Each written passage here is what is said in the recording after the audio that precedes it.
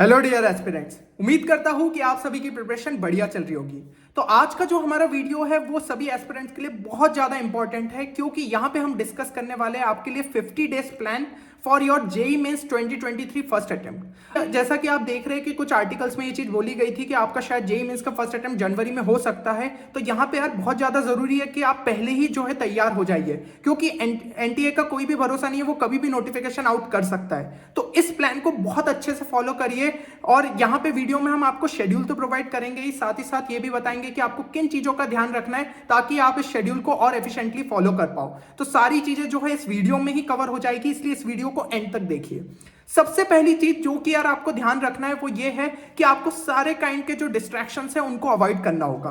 अब डिस्ट्रैक्शंस जो है एक एस्पिरेंट की लाइफ में हो जाता है, या तो यार आपका जो है मोबाइल का डिस्ट्रैक्शन रहता है, ठीक है, तो आपका जो है ये मोबाइल के डिस्ट्रैक्शंस इन सबको जो है आपको हटा देना है। देन कभी कभी यार आपका जो है फ्रेंड सर्कल के साथ ऐसा रहता है कि बाहर घूमने के बार बार प्लान बनते हैं, तो ये सब चीजों को भी अभी के लिए अवॉइड करो यार। घूमना जो है बाद में भी हो सकता है, आप अपनी हॉस्टल लाइफ को जो है एक अच्छे इंस्टीट्यूट में अगर पहुंच गए ना तो वहां पे बहुत ज्यादा इंजॉय करोगे, तो ये चीज का हमेशा ध्यान रखो।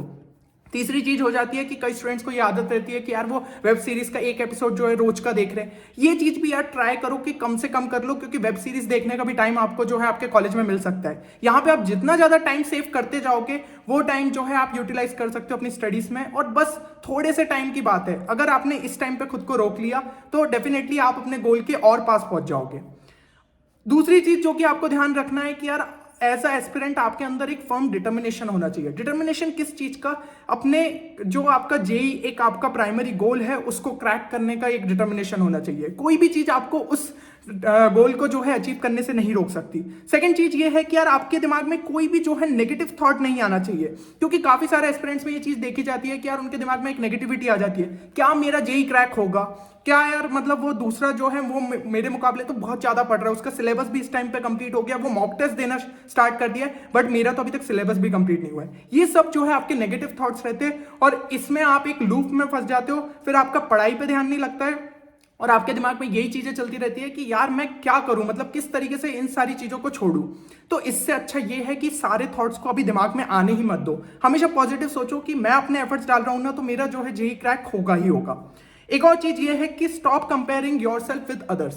ठीक है, ये भी एक बहुत बड़ी चीज होती है कि हम जो है हमेशा रिलेटिवली सोचते हैं कि यार उसका सिलेबस कंप्लीट हो गया, मेरा अभी तक नहीं हुआ।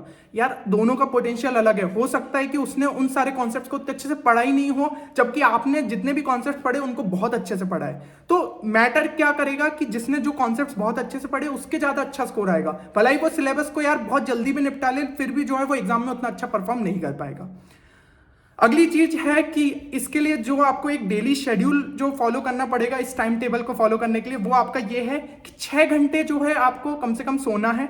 ठीक है, ज्यादातर स्टूडेंट्स ये रहते हैं कि 7 घंटे तक सोते हैं, बट अब थोड़ा सा आपको नींद कम करनी पड़ेगी और 6 घंटे जो है सफिशिएंट होते हैं। एज अ एस्पिरेंट अगर आप 6 घंटे सो रहे हो तो आपको कोई भी दिक्कत नहीं होगी, बस एक प्रॉपर स्लीप साइकिल में आने की जरूरत है। तो अलार्म अगर अच्छे से सेट करोगे तो उठ जाओगे। तो 6 घंटे जो है आपको सोने में देना है। देन कम से कम 14 घंटे जो है अब आपको स्टडीज के लिए निकालना है। अभी हो सकता है आप 7 घंटे पढ़ रहे हो, 8 घंटे पढ़ रहे हो, 9 घंटे पढ़ रहे हो, वो सब चीजों का भूलो। 14 घंटे तक का आपको टारगेट रखना है। हो सकता है शुरू के दिन में 11-12 तक पहुंचो, लेकिन किसी तरीके से अगर 13-14 तक खींच लेते हो तो इतना अपन को कम से कम टाइम मिल जाएगा कि ये 45 डेज सॉरी जो ये 50 डेज का शेड्यूल है इसको प्रॉपर तरीके से आप फॉलो कर पाओ।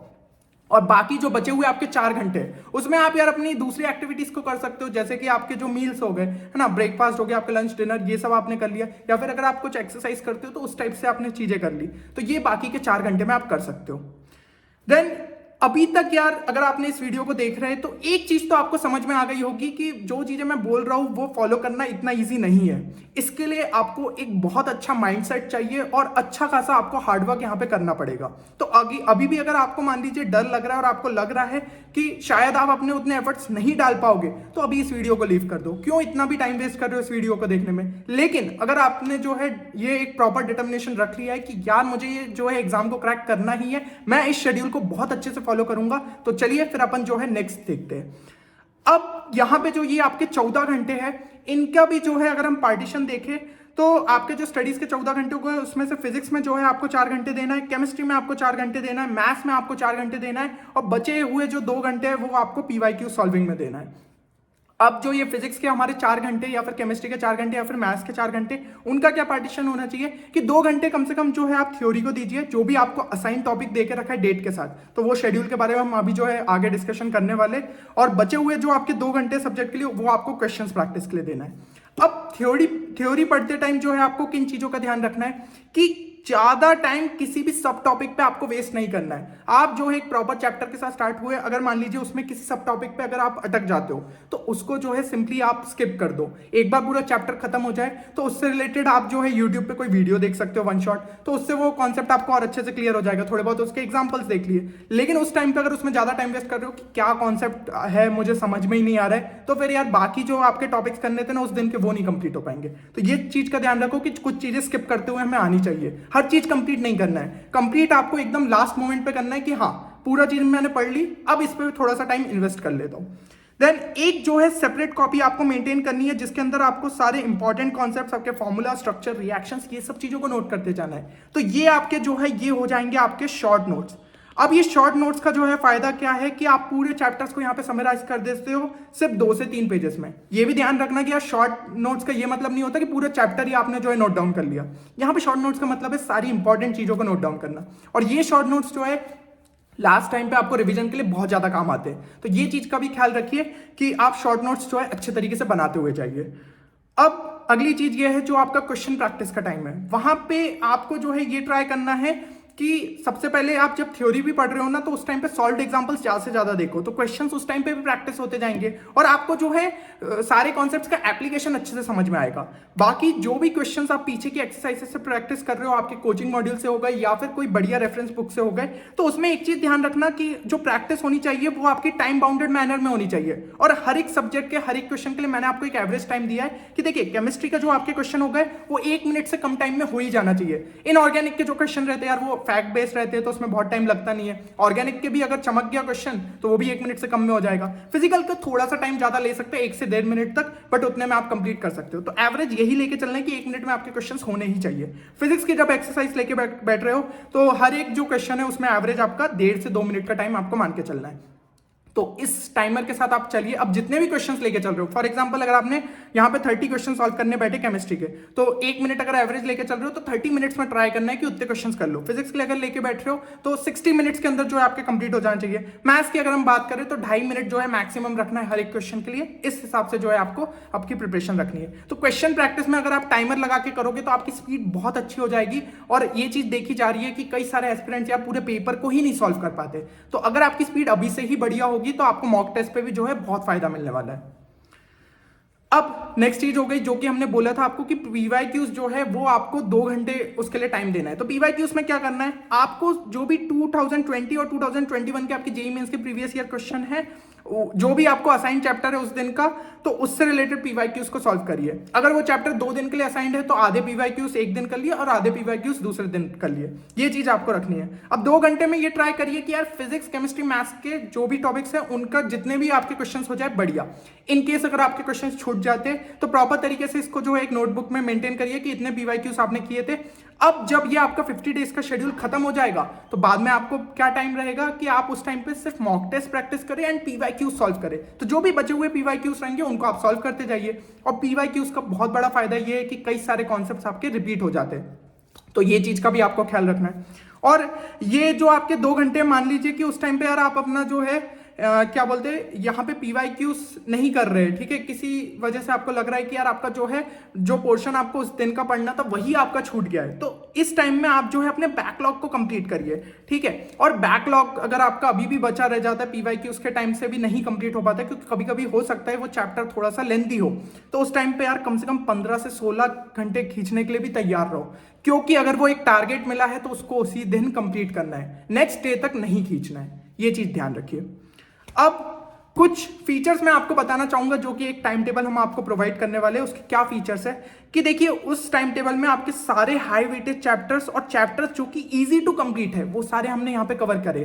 क्योंकि देखो अगर मैंने उसमें मान लीजिए फिजिक्स का रोटेशनल मोशन डाल दिया, तो रोटेशनल मोशन अगर आप लेके बैठे तो बहुत ज्यादा टाइम आपका निकल जाएगा, और जरूरी भी नहीं है कि हो सकता है मतलब आपसे क्वेश्चन ना भी बने जेईई मेंस में इतना पढ़ने के बाद भी। तो ऐसे चैप्टर्स को यार हमने अवॉइड किया है कि अगर आपका 50 डेज का ये पूरा शेड्यूल कंप्लीट हो जाता है और उसके बाद आपको टाइम मिलता है तो आप उसको कंप्लीट करते रहना, लेकिन अभी के लिए उन चैप्टर्स को फिर नहीं रखा। Then try to complete the topics as per the design schedule. ठीक है, जो शेड्यूल में आपको देके रखा है कि एक दिन में ये वाला पोर्शन आपको करना है, तो वही पोर्शन पे आप जो है पूरी तरीके से टारगेट रखें। और अगर आप इस टाइम टेबल को यार सीरियसली फॉलो करते हो तो ये मान के चलो कि भाई आपका जो है कम से कम 180 प्लस मार्क्स तक आप ला सकते हो। ठीक है, 70 to 75% एफिशिएंसी से भी अगर इस टाइम टेबल को फॉलो करते हो, क्योंकि देखो हर कोई परफेक्ट नहीं हो सकता, लेकिन अगर उतने इससे भी फॉलो करते हो तो डेफिनेटली इतना स्कोर आपका आ सकता है। देन नेक्स्ट चीज ये है कि हो सकता है आपको ये लग रहा हो कि टाइम टेबल में यही चैप्टर्स को क्यों रखा गया है, जो बाकी चैप्टर्स हैं उनको एक्सक्लूड क्यों किया गया है। तो 3 वीडियोस देख लेना जो कि मैं डिस्क्रिप्शन में आपको प्रोवाइड कर रहा हूँ। हर चीज वहां पे एक्सप्लेन करिए कि फिजिक्स केमिस्ट्री मैथ्स के आपको कौन से चैप्टर्स को इस टाइम पे उठाना चाहिए। तो इन्हीं चैप्टर्स की मदद से यार जो है हमने आपका टाइम टेबल को प्रिपेयर करा है। अगर आपको ये अच्छे से क्लियर हो गया ना कि इनका वेटेज कितना था पिछले सालों में और ये कितने ज्यादा इंपॉर्टेंट है, तो फिर आप ये क्वेश्चन नहीं करोगे। अब आपकी स्क्रीन पे जो है ये चीज दिख रही होगी कि आपका 45 डेज का टाइम टेबल, तो ये जो है पूरी पीडीएफ आपको हमारे टेलीग्राम ग्रुप पे मिल जाएगी। ठीक है, तो यहाँ पे एक स्क्रीनशॉट आपको दिख रहा है, तो 18 नवंबर को जैसे आपको दिया गया है कि मॉडर्न फिजिक्स, मोल कॉन्सेप्ट और वेक्टर्स आपको करना है। तो ये आपका टारगेट रहना चाहिए कि मॉडर्न फिजिक्स आपका जैसे कि बड़ा है थोड़ा, यहाँ पे आपके एनसीईआरटी में भी 3 से 4 चैप्टर्स देके रखे, तो उसको जो है उस हिसाब से आप कंप्लीट करते जाइए कि 18 को आपने थोड़ा कर लिया, 19 को, 20 को, 21 को। तो जो आपका लेंथ ऑफ द टॉपिक है ना उसके हिसाब से ही हमने रखा है, उतने दिन उसको कम से कम अलॉट करने का ट्राई किया है। और केमिस्ट्री का यार सिलेबस हमेशा से ही ज्यादा रहता है, तो केमिस्ट्री में आपको गैप नहीं है, बट फिजिक्स एंड मैथ्स में आप देख सकते हो कि यहाँ कुछ कुछ गैप आपको देके रखे हैं हर टॉपिक्स के बाद। तो उसमें अगर आपका मैथ्स या फिजिक्स का कोई पोर्शन छूट जाता है तो वो कर सकते हो, और केमिस्ट्री का अगर छूट रहा है तो केमिस्ट्री का भी ट्राई करना कि हाँ ठीक है फिजिक्स जो है आज नहीं पढ़ रहे हो तो उस दिन जो है केमिस्ट्री के ही पोर्शन को निपटा लिया, जो भी आपका बैकलॉग रह गया है। तो इस हिसाब से आपको इस टाइम टेबल को यूटिलाइज करना है। अब जैसा कि मैंने आपको बता दिया कि इस टाइम टेबल की पीडीएफ जो है आपको हमारे टेलीग्राम ग्रुप में मिल जाएगी, और टेलीग्राम ग्रुप की जो लिंक है वो आपको डिस्क्रिप्शन में मिल जाएगी। तो आपने अगर अभी तक ज्वाइन नहीं किया तो तुरंत कर लीजिए, क्योंकि उसमें यार बहुत सारे इंपॉर्टेंट अपडेट्स आपके आते रहेंगे एग्जाम से रिलेटेड, एंड इसी तरीके के बहुत सारी आपकी जो है इंफॉर्मेटिव पीडीएफ्स रहेगी। तो ध्यान से उसको जो है आप ग्रुप को ज्वाइन कर लीजिए। अब हम जो है रिसोर्सेज की बात करते हैं, क्योंकि कई सारे स्टूडेंट्स के दिमाग में ये चीज रहती है कि यार भैया आपने टाइम टेबल बता दिया, आपने चैप्टर्स बता दिए, लेकिन पढ़े कहाँ से। देखो पढ़ने के लिए सबसे अच्छा रिसोर्स आपका बुक्स ही रहता है। अगर आप यार कहीं पे यूट्यूब में वीडियोस के थ्रू पढ़ने का सोचो ना तो कभी कभी डिस्ट्रैक्ट हो जाते हो, तो अभी के टाइम पे अगर बुक्स को अच्छे से आप रेफर करते हो ना तो ये आपके लिए बहुत फायदेमंद साबित होगा। कुछ स्पेसिफिक चैप्टर्स के लिए जो है फिजिक्स के लिए आपको एनसीईआरटी को रेफर करना होगा, जैसे कि आपका हो गया मॉडर्न फिजिक्स हो गया, सेमीकंडक्टर्स हो गया, कम्युनिकेशन सिस्टम्स हो गया, तो इनके लिए आपकी एनसीईआरटी सफिशिएंट है। कई सारे क्वेश्चंस देखे गए पीवाईक्यूज के, क्यों डायरेक्ट वहीं से उठ के आए लाइन बाय लाइन, तो ये एनसीईआरटी तो आपको कम से कम अच्छे तरीके से कंप्लीट करना है। फिर जो है आपके बचे हुए चैप्टर्स के लिए आप एक काम कर सकते हो, एससी वर्मा देख सकते हो, बट एससी वर्मा में क्या है थ्योरी एकदम से नहीं समझ में आती है, तो डीसी पांडे जो है वो आपको ज्यादा मतलब डिटेल्ड इसमें है, साथ ही साथ इलस्ट्रेशंस उसमें ज्यादा है, तो डीसी पांडे आप रेफर कर सकते हो। तो इस तरीके से आप यह थ्योरी को कंप्लीट करते जाओ। अब देखो ये ध्यान रखना है कि इस टाइम पे यार आप पूरी डिटेल में उतना अच्छे से पढ़ नहीं सकते हो, क्योंकि आपको टाइम तो यहाँ पे कम ही दिया गया है शेड्यूल में। तो जो टॉपिक्स आपको बहुत अच्छे से पहले से आते हैं तो उनको आप थोड़ा सा बस फटाफट जो है नजर मार सकते हो। ये नहीं कि अगर वो अच्छे मतलब आपको जैसे यूनिट एंड डायमेंशन बहुत ईजी चैप्टर है, आपको पहले से बहुत अच्छे से आता था, तो भाई फटाफट निपटा लो ना। दूसरा जो चैप्टर है जिसमें दिक्कत है उसको कम से कम जो है आप टाइम अलॉट कर सकते हो उस गिवन स्लॉट के अंदर। तो ये चीज यार खुद से ही थोड़ा बहुत जो है आपको कस्टमाइज करना रहेगा टाइम टेबल को, ये नहीं कि उसमें वो चीज लिख दी है तो भाई ठीक है मैं तो उतना टाइम जो है लगाऊंगा ही, ये चीज का ध्यान रखना।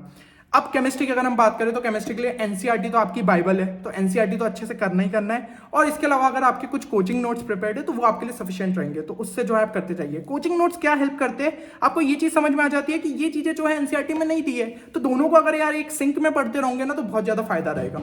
इनऑर्गेनिक के लिए तो यार एनसीईआरटी हद से ज्यादा सफिशिएंट है, लेकिन ऑर्गेनिक में ये होता है कि चीजें पूछी जाती है एनसीईआरटी से, लेकिन कभी कभी स्टूडेंट को क्लिक ही नहीं करता कि यार ऐसा भी वे में जो है एनसीईआरटी में दिया गया है, तो उस टाइम पे हमारे कोचिंग नोट्स बहुत ज्यादा हेल्पफुल रहते हैं। फिर भी कोई टॉपिक नहीं समझ में आए तो यूट्यूब तो हमेशा ही है, उस टॉपिक को सिंपली सर्च किया और कोई ना कोई आपको ऐसा वीडियो दिख जाएगा जो कि वो आपको कॉन्सेप्ट बहुत अच्छे से एक्सप्लेन कर देगा।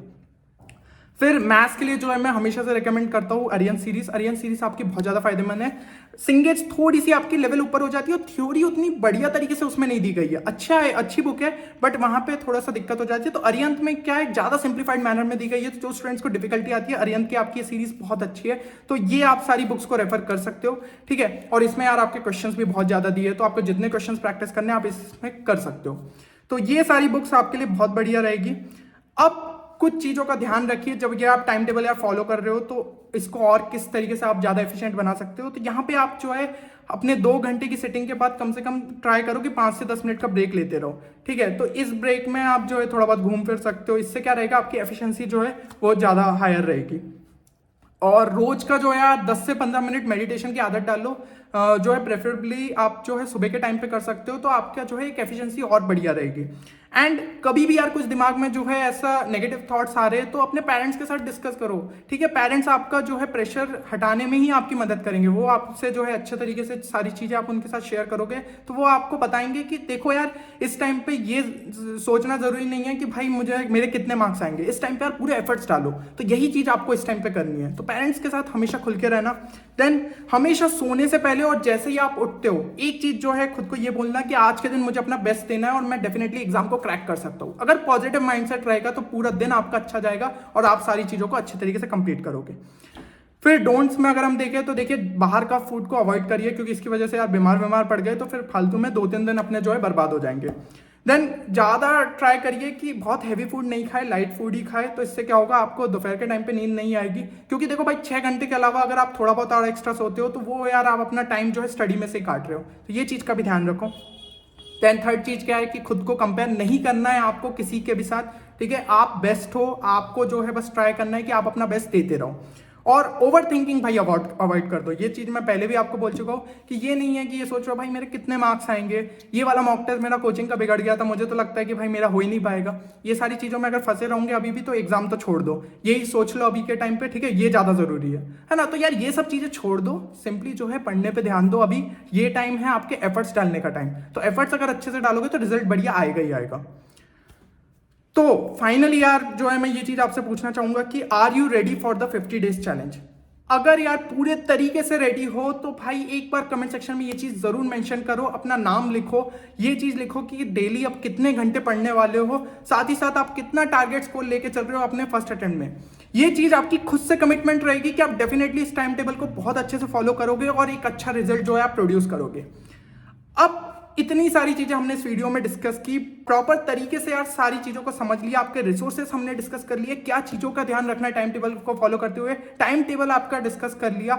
यार ये चीजें आपको कहीं भी नहीं मिलेगी, प्रॉपर एक रिसर्च बेसिस पे जो है आपको ये चीजें प्रोवाइड की गई है। अब अगर ये चीजों के बाद भी अभी भी आप नहीं जग रहे हो, अभी भी आप सो रहे हो, तो ये आपकी गलती रहेगी। अब सब चीजें मिल गई है, एक प्रॉपर आपके पास शेड्यूल है, तो लग जाओ आज से ही और एक अच्छा रिजल्ट जो है आप निकाल सकते हो। तो होपफुली यार ये वीडियो आप सभी के लिए बेनिफिशियल रहेगा। मिलते हैं अगले वीडियो में, तब तक के लिए take care and good bye.